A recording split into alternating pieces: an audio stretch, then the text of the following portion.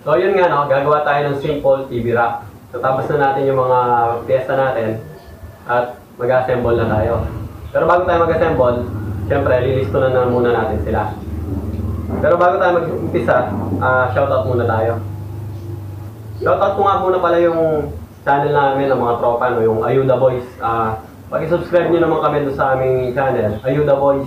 Search nyo lang yung Ayuda Boys. Shoutout din kay Coran Works.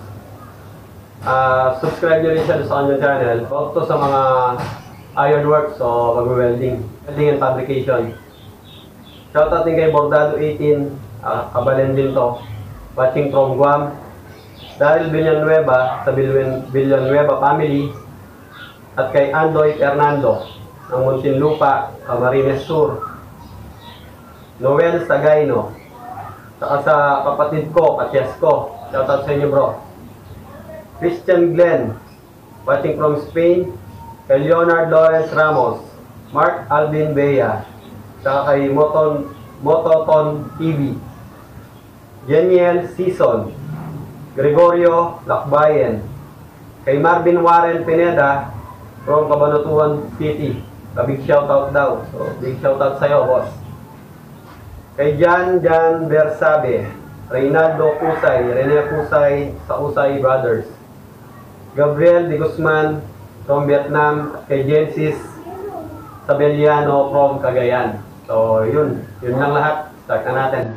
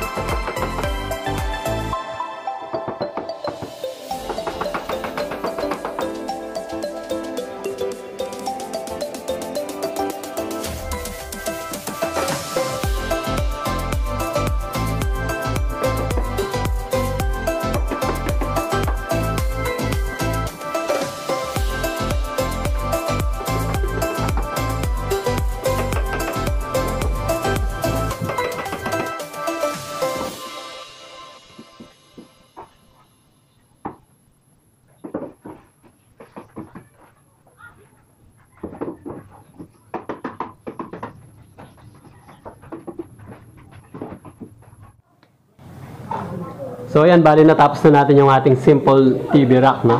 Bali ganyan yung tsura niya. Yung gitna lang yung merong cover sa likod, tapos dito open na siya sa both side. Kasi itong gitna, meron pa kaming in order na salamin dyan yung magiging pinto niya. Yung frameless lang na magnetic yung ilalagay na. Pero bukas pa daw namin pwede makuha. Kaya bukas ko pa ma-install yon. So ngayon, lilihain na muna mamaya yan ni Kuya Jong. Tapos babarnisan niya muna siguro. Siya na lang magbabarnis. Tapos bukas, pag nakuha na namin yung glass door, install na lang yun. I-screw lang naman yun bubutasin lang naman dito sa bandang ibaba. Tapos gagawa rin kami ng butas dun sa likod para sa mga outlet. Tinland sa loob. Kaya kung makikita nyo, sa mga corner meron siyang mga butas dyan. Para sa outlet yan at sa mga jack. Kasi yung mga ilalagay dito yung equalizer, amplifier, video hockey player. Yan. Tapos sa gilid yung wifi modem tsaka yung cable. Yun lang yung lahat. Tapos yung sa taas yung nakahang lang naman yung TV doon. So hanggang dito na muna yung vlog natin sa araw na to. Abangan nyo na lang yung bukas. Baka may pakita ko. Tignan natin kung may pakita ko yung paglalagay ng salamin dito sa gitna. Tapos pagka nabarnis na napakita ko sa inyo.